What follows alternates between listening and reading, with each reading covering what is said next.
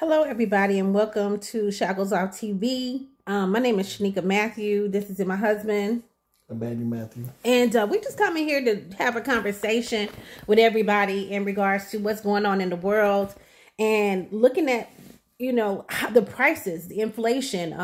When we went through the pandemic, everybody was so happy to get those stimulus checks and all those things. And now things have just skyrocketed price-wise. Some things have gone up 50%, 30%. The housing market has almost doubled. Rentals have doubled. I was sitting, listening to an older lady the other day talking about her rent has went from $750 a month to $1,000 a month, in a span of 3 years.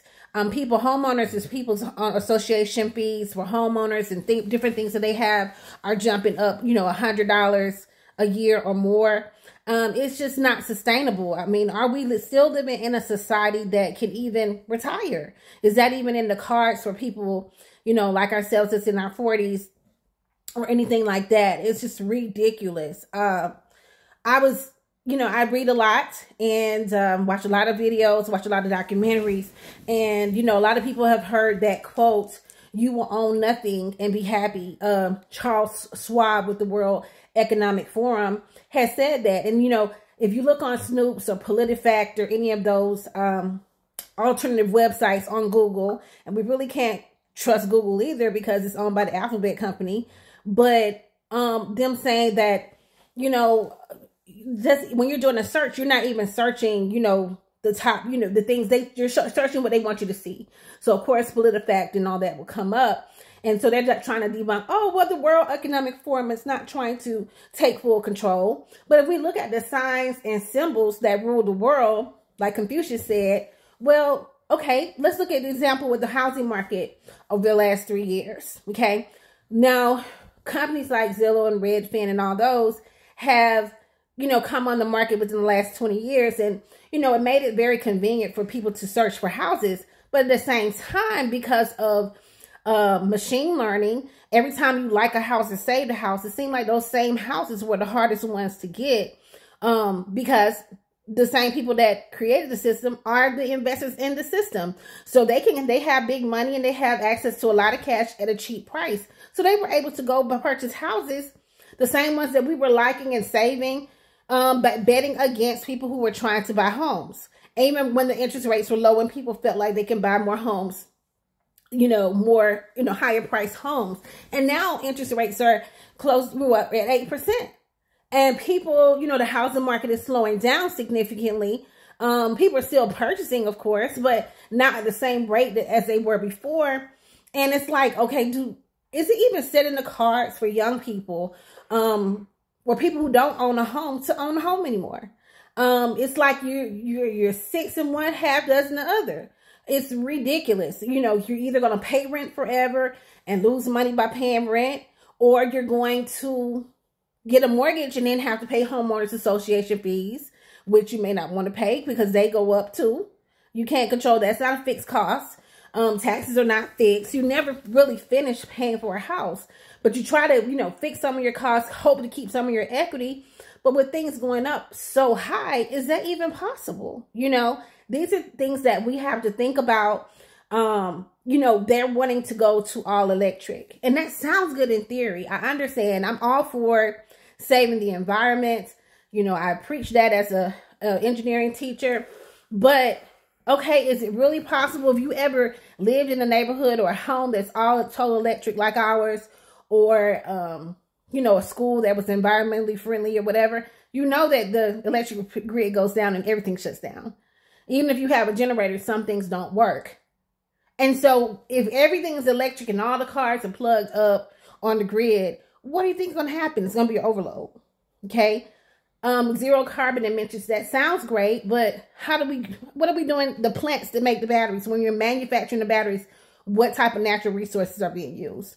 What type of carbon is being produced? So a lot of this stuff sounds good in theory, but it's really not. If everything is connected to the electric grid and everything is electric, no gas, well, think about it. If everything has a computer chip in it, and everything's connected to the Wi-Fi or the Internet of Things, then you can easily cut things off. You can easily limit, slow down the network or stop the network. If there's a tornado storm or whatever, you can't use it. Okay. So it's so many different variables that we're not fully thinking about. And we constantly are giving away our control. I mean, the society is majority cashless, and that sounds good in theory, but what is the inconvenience of that? Everything that you do is tracked. Now, I know you might say, well, everything is tracked anyway. Even your cash is there's trackings on that. But there's some, you know, should the government or corporations be in everything that you do, where you can't even think for yourself? They're inside of your head. You know, these are things that we have to question, because we are raising Generation Z, now Generation Alpha. And what world are we bringing to them? We're bringing them a world of pollution. We're bringing a world of control. You know, do people even have their own thoughts? Like I told my students, the internet knows you better than you know yourself. Social media knows you better than you know yourself, because every time you like, every time you post, every time connection you make is being tracked with big data. And, you know, it's like you can't make enough money. We can tell you this day to make, get a job making $100,000.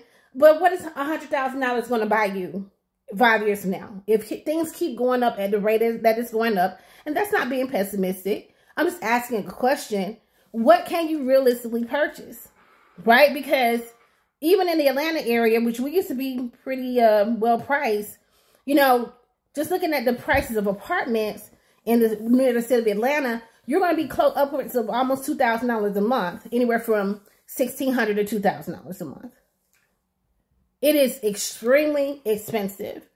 And, you know, buying a car, you know, if everybody's, you know, driving a 800, I looked at some statistic and it said the average car note is, what, can you look that up on your phone? The average car note, I want to say it's $700 or $800 a month. Okay. So if you're paying close to $2,000 for rent, $800 a month for a car note, probably another $300 a month for insurance. Maybe you're not paying for gas because it's electric. I mean, you can't have kids. I mean, if you do have kids, you better find a way to watch them while you're working. You know, hopefully you'll get married or something, or live in a generational home, because what are you going to be able to pay for? Even making $100,000 is poor. You know, in this society with everything being so expensive. And people say, oh, I'm going to get some land. Well, if the land isn't developed, what are you going to do? And unless you know how to live on a farm and fend for yourself, you still probably need to be connected to some utilities. Most of us don't know how to survive in the real world, of nature. When we say real world, we're thinking of the industrial world, the man-made world. So we have to think about these things when we are voting for politicians. And I honestly believe I'm not saying that just want to be absolute and say there's no good politicians, because there are good people in every sector. But the choices that we have as a public, you either Democratic or you're Republican, and you're pitted against each other. If you're not one or the other, it's ridiculous. And we're just, you know, are these people really in for our best interests? We have to really do a deep dive. And I know a lot of us don't have time to do that. We don't have any time to do it, because most of us are just trying to survive and not thrive. But we really have to start just taking a seat back and seeing what is being done to us. Because it seems like even though we may be making more money, we're going backwards. The money that we're making is less. So my husband looked it up. Okay, that's as of 2021. It was $575 for new cars and $430 for old cars.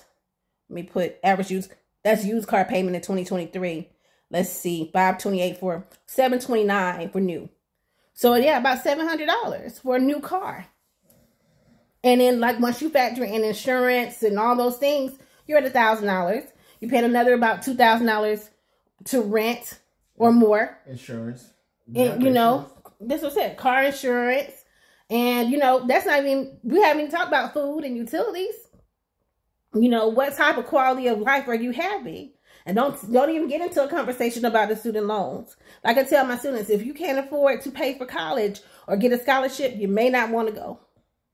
Because it's not guaranteed you're going to get a job.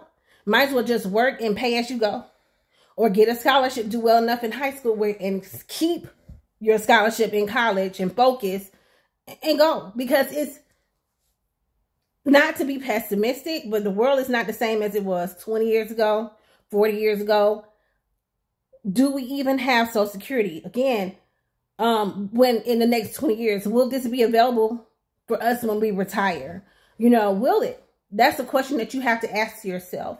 Especially if you're in your mid 40s or, early 50s, you're like, oh my goodness. And it's like, what do we tell the kids? What do we tell the kids? I mean, if you don't have multiple streams of income, I mean, unless you're like have a trust fund or something, I hope. Yeah, because if you're $729 for a used car, yeah, a brand new car is $729 a month. But if you don't have multiple streams of income, like, what are you doing? How, talk to me, people, like, how are you surviving? Because, living on a fixed income and only getting a little 3% salary, you're not even keeping up with inflation. Getting a little 3% salary increase is not even keeping up with inflation. Look at that, $729 a month. Yeah. Yeah. And if you don't live in a city, and then if you don't, let's say you don't have a car, but you live in a city, then you got to factor in transportation costs for that, Ubers, all those things. It's groceries is not getting any cheaper. Look up the average grocery bill 2023. Okay? Even if you eat out, sometimes it's cheaper to eat out than it is to buy groceries.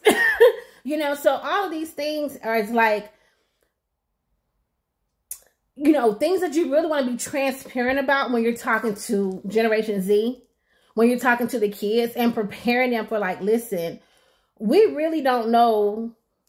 We have never come to this point. We're past the industrial age, y'all. We are in the post-modern or post-industrial age. They call it the fourth industrial revolution. What is that? That's the Internet of Things. Everything in your house, you probably have more things connected to Wi-Fi than you do people, right? Everything is connected to some corporation. They know you better than you know yourself.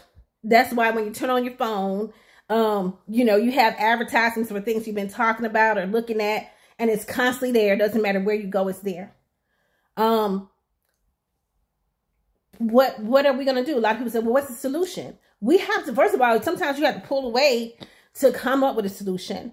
I believe that God is going to give us answers for how to survive this, but we can't just keep being in compliance with the status quo. I think that's why the name of our channel is Shackles Off TV on YouTube, because we have to figure out how to take the shackles off of our minds. It's not about physical slavery anymore. It's not about your color anymore. We are all turning into, electronic slaves and work slaves and tax slaves. And, and it's the 1% that's taking up everything and trying to make the 99% poor. There's no middle class.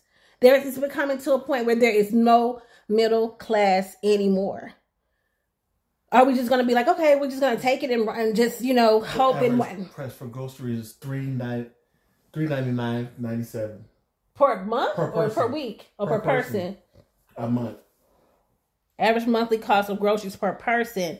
And we live in Georgia, so it says we're number 11 out of 50 states. So $397.97 per person. So if you're in a 4-family household, you're spending $1,600 a month on average on groceries.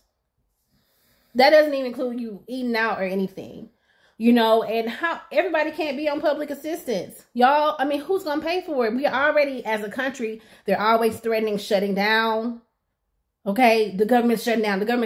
Why? Because we're in a trillions of dollars of deficit, and they have to constantly raise the debt, the credit limit, the debt ceiling to keep paying for things that people claim they can't pay for. So we're just kicking the bucket down the road, giving it to this Generation Z, giving it to Generation Alpha. And like I told my students, I said, y'all got to be super creative. Y'all got to be the generation that comes up with how we're going to resolve these problems of these landfills and this pollution and how we're going to recycle products. This is what we're going to have to do, because you're going to have to go back to a society where it's simple. We have made our society so complicated, we have almost X'd ourselves out of society. And don't even let me start about AI right now. Shackles off.